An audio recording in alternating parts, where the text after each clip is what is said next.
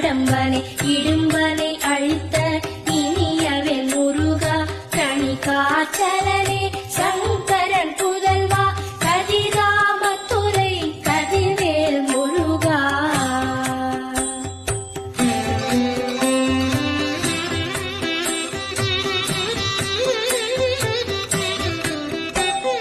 பழனி பதிவாழ் பாலகுமாரா ஆவினன் குடி